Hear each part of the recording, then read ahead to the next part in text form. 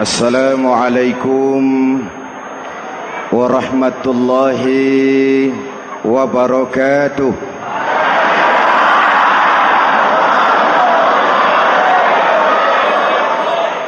Alhamdulillahi rabbil alamin. Wassalatu wassalamu ala ashrafil mursalin Sayyidina wa maulana Muhammadin wa ala alihi wa sahbihi ajmain, amma ba'du. Para ulama yang saya muliakan, hadirin hadirat ma'asyiral muslimin yang saya cintai, banyak kita alami perubahan-perubahan yang terjadi, baik perubahan yang menyangkut sosial budaya, lebih-lebih yang menyangkut sosial politik. Yang tidak banyak mengalami perubahan adalah sosial ekonomi.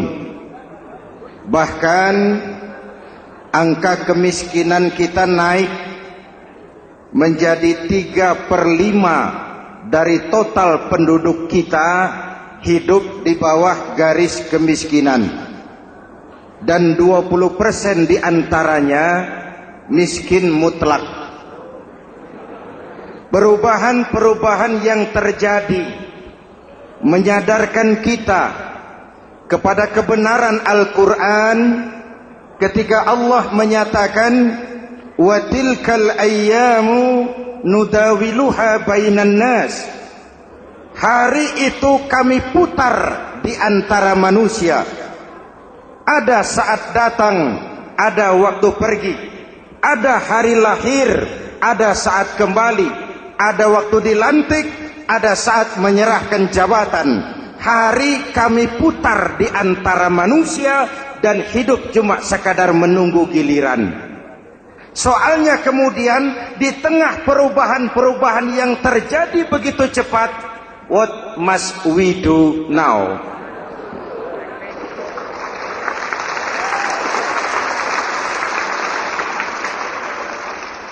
Saya juga nggak ngerti itu. Yang penting kan penampilan. Saudara-saudara kaum muslimin di seluruh tanah air, jadi pemimpin adalah pelayan bagi orang yang dipimpinnya. Okelah, perbaikan ekonomi, pembukaan lapangan kerja baru kita serahkan kepada pemerintah, karena kita percaya mereka orang-orang terpilih belaka yang dipilih dengan kepercayaan akan mampu membawa rakyat keluar dari kesulitan. Amin. Tugas kita sekarang di zaman susah meluruskan akidah. Jangan sampai mbah dukun yang naik ke permukaan. Betul? Islam misinya yang pertama membebaskan manusia dari kemusyrikan. 13 tahun Rasul berjuang di Makkah, menanamkan akidah, meluruskan keyakinan, membentuk iman. 13 tahun membebaskan manusia dari belenggu kemusyrikan. 13 tahun menanamkan la ilaha illallah Muhammadur Rasul dengan seluruh konsekuensinya. Kalau saya yakin tidak ada Tuhan selain Allah, saya tidak akan minta tolong kecuali hanya kepada Allah. Saya tidak akan pernah takut kecuali hanya kepada Allah. Saya tidak akan menggantungkan hidup kecuali hanya kepada Allah. Saya tidak akan minta rizki kecuali hanya kepada Allah. Saya tidak akan melarikan persoalan kecuali hanya kepada Allah. Kalau konsekuen dengan keyakinan ini, mbah dukun nggak dapat tempat.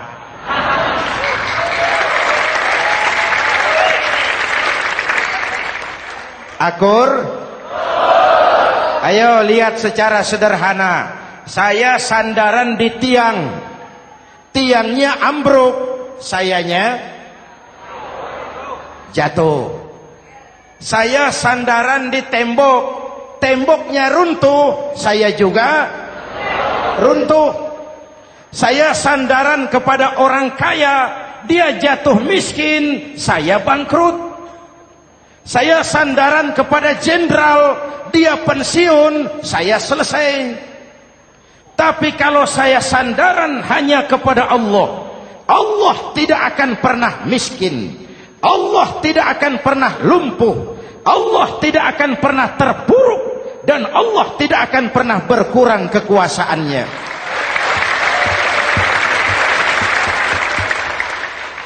Maka umat Islam, sesulit apapun zaman yang kita hadapi, Allah juga tempat kita bersandar. Jelas?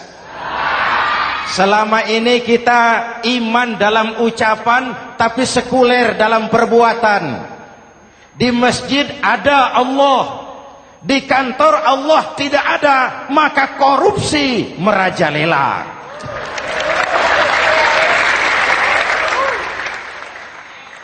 Di masjid ada Allah, di pasar Allah tidak ada, maka timbangan tetap curang. Kita iman dalam ucapan, tapi sekuler dalam perbuatan. Oleh karena itu, sesulit apapun zaman yang kita hadapi, iman jugalah pegangan kita. Allah juga tempat kita bersandar. Boleh zaman berubah, akidah jangan sampai goyah. Karena iman kita hidup, untuk iman kita berjuang, dan dalam iman kita ingin kembali menghadap Allah Subhanahu.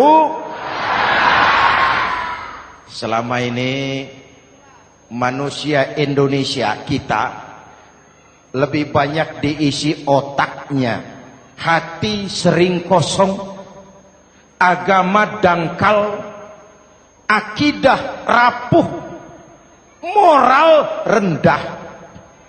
Memang kemudian muncul banyak orang-orang pintar, cuma sayang tidak benar.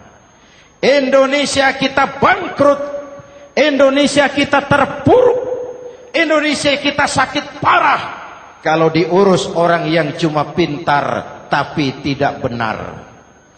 Kita perlu orang-orang pintar, tapi kita lebih perlu orang benar. Jelas?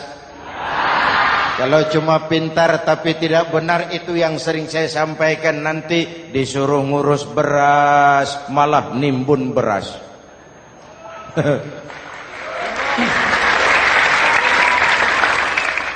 Disuruh ngurus laut malah jadi bajak laut. Disuruh ngurus hutan rame-rame jadi orang hutan. Jutaan hektar hutan Indonesia kita ini merupakan kekayaan sumber daya alam kita yang harus digunakan bagi sebesar-besar kemaslahatan rakyat. Yang disuruh ngurus hukum malah bikin hukum seperti pisau, tajam ke bawah, tumpul ke atas. Jangan heran lalu di masyarakat muncul street justice, pengadilan jalanan, sebagai refleksi dari ketidakpuasan melihat sikap hukum yang sangat berpihak. Kalau yang kecil salah, hukum cepat-cepat ditegakkan.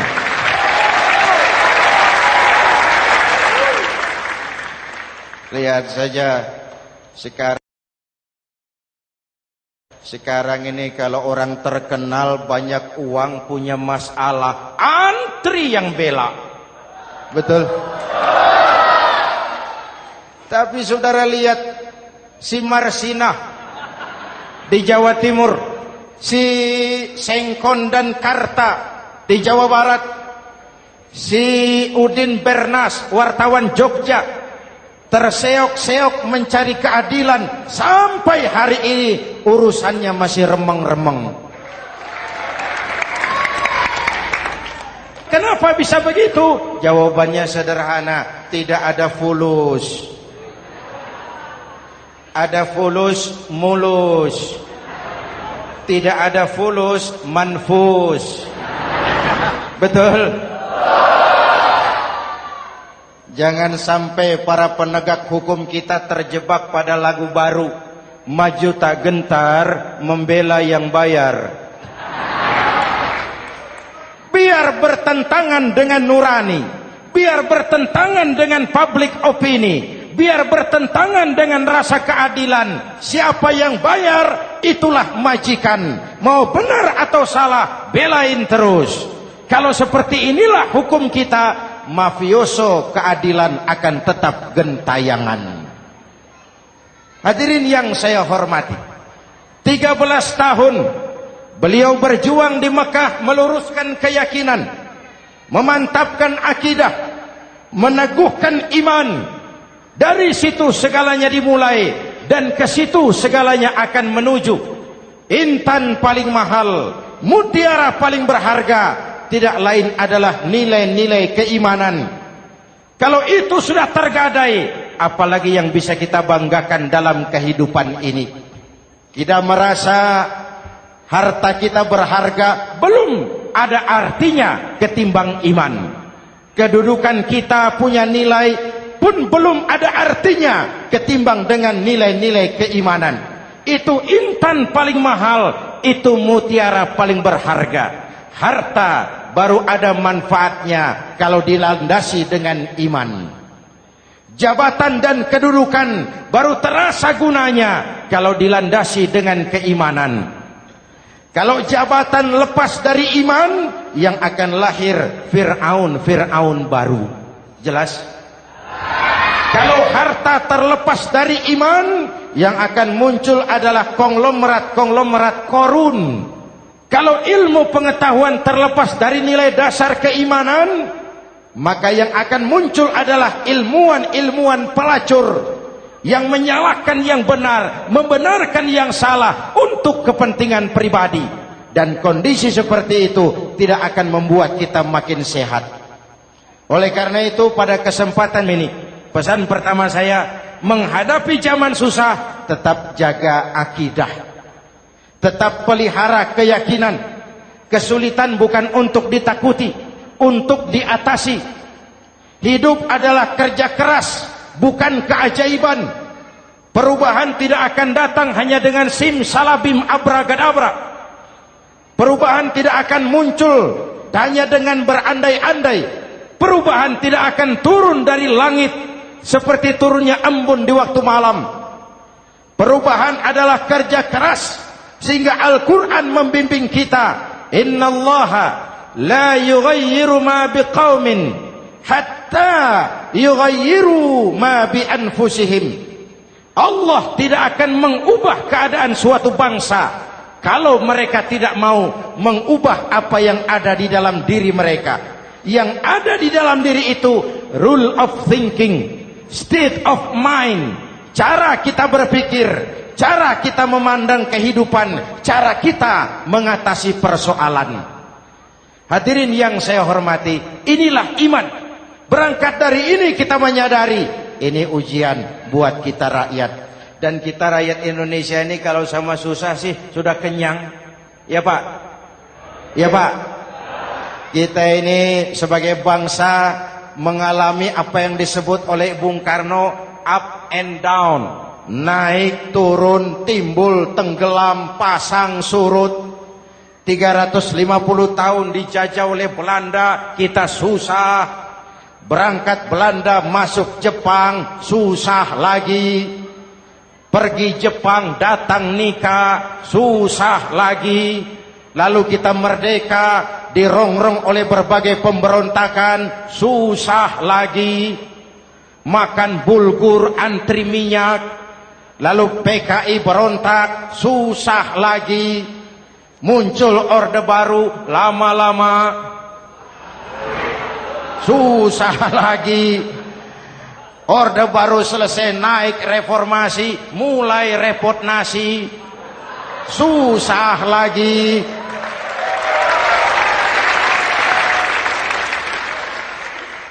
Kalau susah kita ini sudah akrab, sudah intim.